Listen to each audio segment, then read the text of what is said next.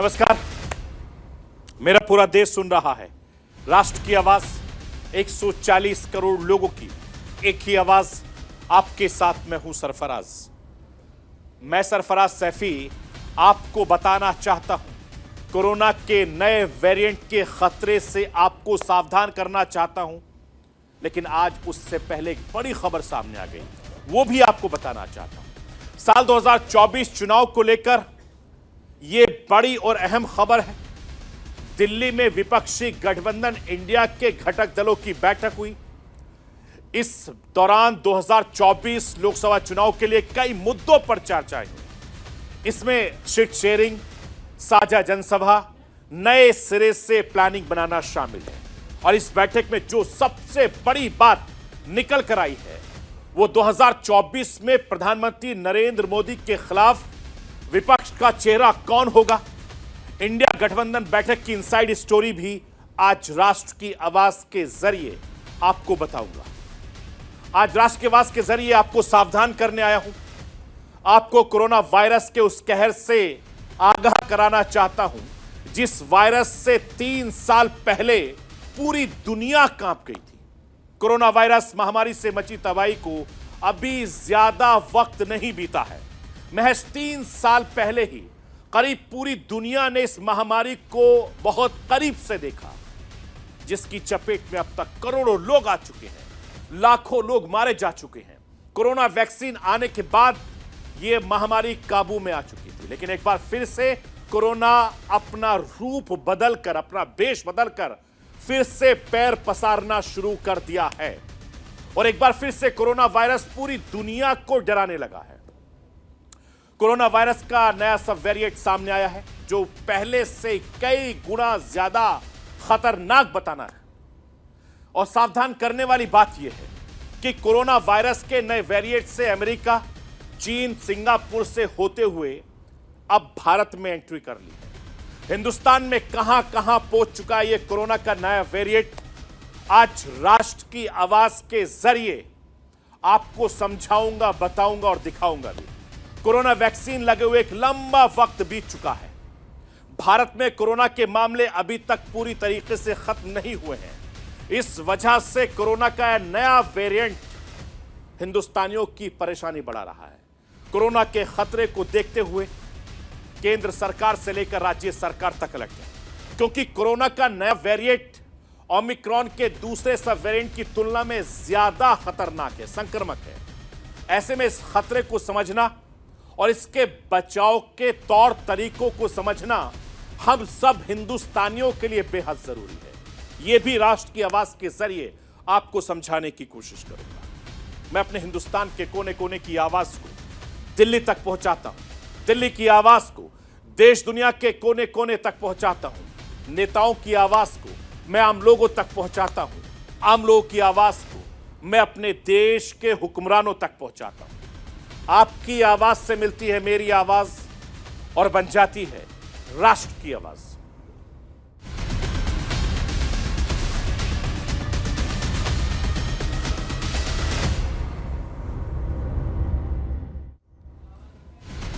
साल 2024 के लोकसभा चुनाव में हिंदुस्तान के प्रधानमंत्री नरेंद्र मोदी के सामने विपक्षी चेहरे के तौर पर कांग्रेस अध्यक्ष मल्लिकार्जुन खड़गे हो सकते हैं। देश की राजधानी दिल्ली में विपक्षी दलों की इंडिया गठबंधन की बैठक हुई और इस बैठक में प्रधानमंत्री पद के लिए मल्लिकार्जुन खड़गे का नाम पश्चिम बंगाल के मुख्यमंत्री ममता बनर्जी ने प्रस्ताव रखा था। और दिल्ली के मुख्यमंत्री आम आदमी पार्टी के संयोजक अरविंद केजरीवाल ने खड़गे के नाम का समर्थन किया। विपक्षी दलों की चौथी बैठक में ममता बनर्जी, अरविंद केजरीवाल, राहुल गांधी, नीतीश कुमार, शरद पवार, लालू प्रसाद यादव से लेकर कई बड़े नेता शामिल हुए। और बैठक के बाद कांग्रेस अध्यक्ष मल्लिकार्जुन खड़गे ने बताया कि करीब 3 घंटे तक 2024 के चुनाव को लेकर विचार विमर्श हुआ। चुनावी रणनीति को लेकर सभी दलों ने सहमति बनी हुई है। साथ ही 149 सांसदों के निलंबन पर भी इस बैठक में चर्चा हुई।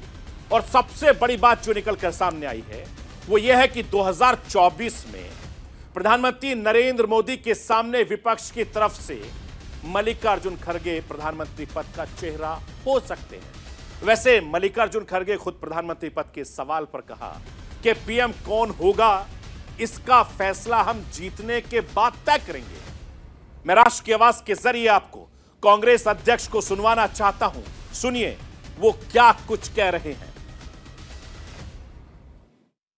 हमने पहले सभी लोग जीत के आना है, जीत के लिए क्या करना उसके बारे में हम सोचे। कौन प्राइम मिनिस्टर बनना ये बाद में की बात है। एमपीज अगर नहीं है तो प्राइम मिनिस्टर की बात करके क्या फायदा है। तो इसीलिए हम पहले अपनी संख्या बढ़ाने के लिए एक होकर सभी लोग लड़ के हम मेजॉरिटी लाने की कोशिश करेंगे।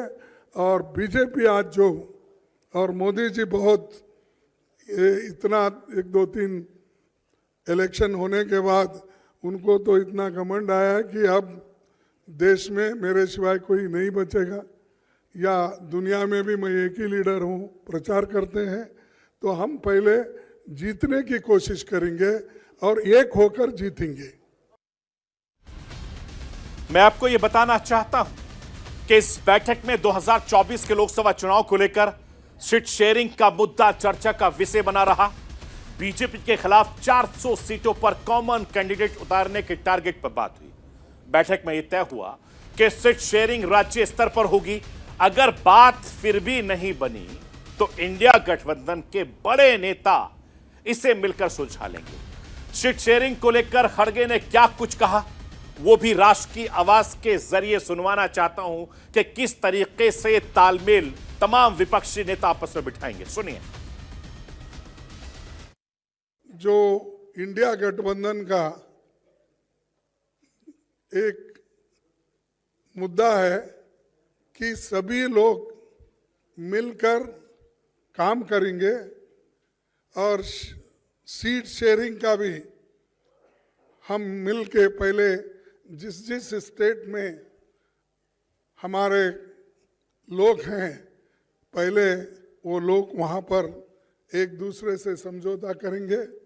अगर कहीं दिक्कत है या कहीं अभी नहीं बन सकता उसके लिए फिर यहाँ पर हमारे जो इंडिया गठबंधन के नेता लोग हैं उसको वो डिसाइड करेंगे। मैं आपको यह बताना चाहता हूं कि 3 महीने बाद इंडिया गठबंधन की बैठक में कई मुद्दों पर चर्चा हुई और सबसे ज्यादा जिस बात पर चर्चा की गई वो बातें क्या हैं, राष्ट्र की आवाज के जरिए आपको बताना चाहता हूं। क्या 2024 की लड़ाई मोदी वर्सेस खड़गे होने वाली है? क्या विपक्ष की तरफ से खड़गे ही होंगे पीएम पद का चेहरा? क्या 2024 में खड़गे का नाम आगे कर दलित कार्ड खेलने की कोशिश कर रहा है विपक्ष? क्या खड़गे का नाम आगे करके विपक्ष ने बीजेपी को चक्रव्यूह में फंसाने की कोशिश की है? ये तमाम वो सवाल हैं इसलिए क्योंकि बैठक में ममता बनर्जी ने सबको चौंका दिया। प्रधानमंत्री पद के लिए खड़गे का नाम रखा।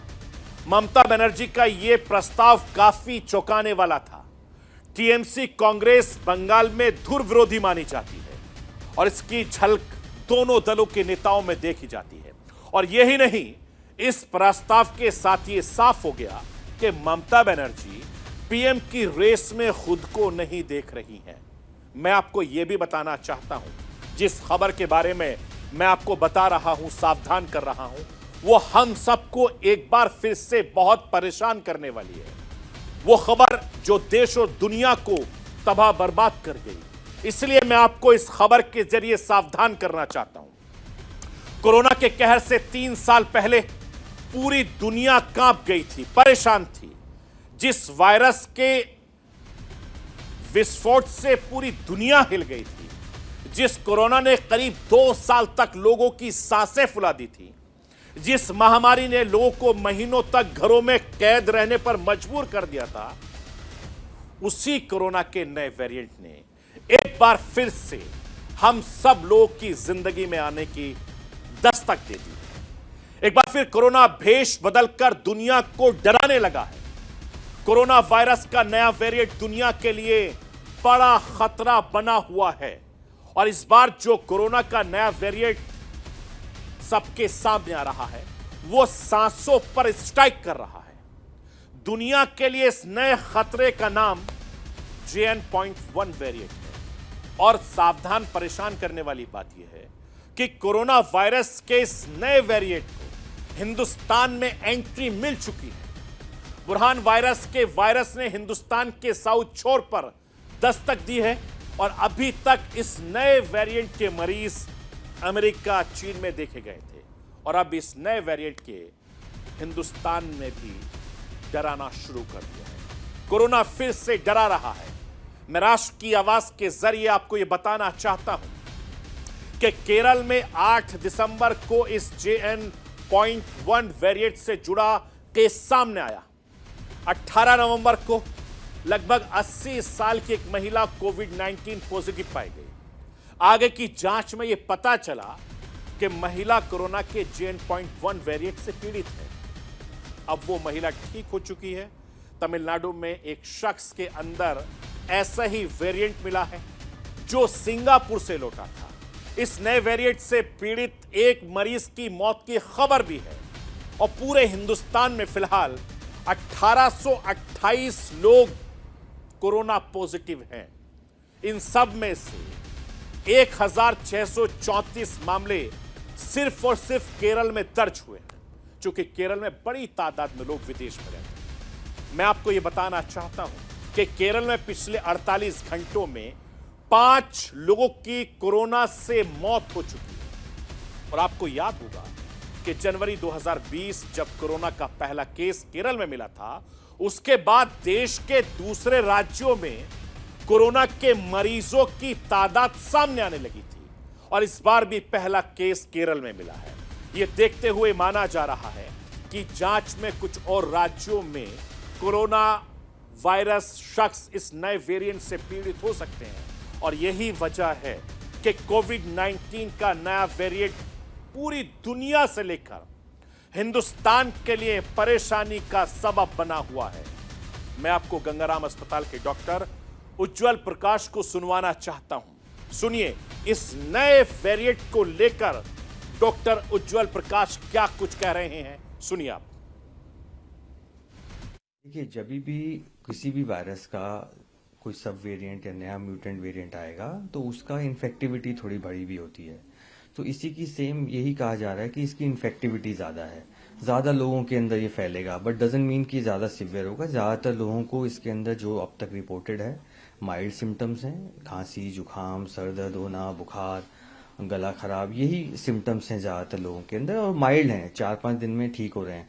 जो हमारे पास जानकारी इस वेरिएंट के बारे में चाइना से या सिंगापुर से या US के एक्सपीरियंस से है, वो ये एक्सपीरियंस यही है कि एक सब वेरिएंट है लेकिन एक माइल्ड वेराइटी है। हाँ, कोई भी नया वेरिएंट आएगा तो हमें थोड़ा जागरूक होने की ज़रूरत है और हमें टेस्टिंग थोड़ी बढ़ानी पड़ेगी और हमें इसका इन्फेक्शन को कंटेन करने के लिए थोड़ा आइसोलेशन या हमें थोड़ा प्रिकॉशंस लेने होंगे।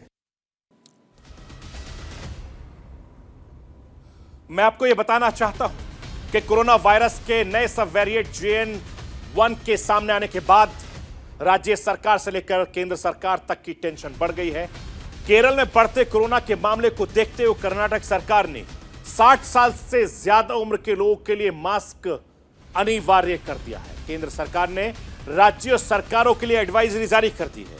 मैं आपको इस वेरिएंट के बारे में बहुत कुछ बताना चाहता हूं, लेकिन पहले मैं आपको मोदी सरकार ने कोरोना के नए वेरिएंट को लेकर जो एडवाइजरी जारी की है वो एडवाइजरी आपको बताना चाहता हूं। इस एडवाइजरी को अपने जहन में आप बिठा लीजिए। इस एडवाइजरी में कहा गया है कि त्योहारों के सीजन को ध्यान में रखते हुए लोगों की सुरक्षा के मद्देनजर कुछ एहतियात कदम उठाना जरूरी है ताकि इस कोरोना वायरस के फैलने से जोखिम को जितना हो सके उतना कम किया जा सके।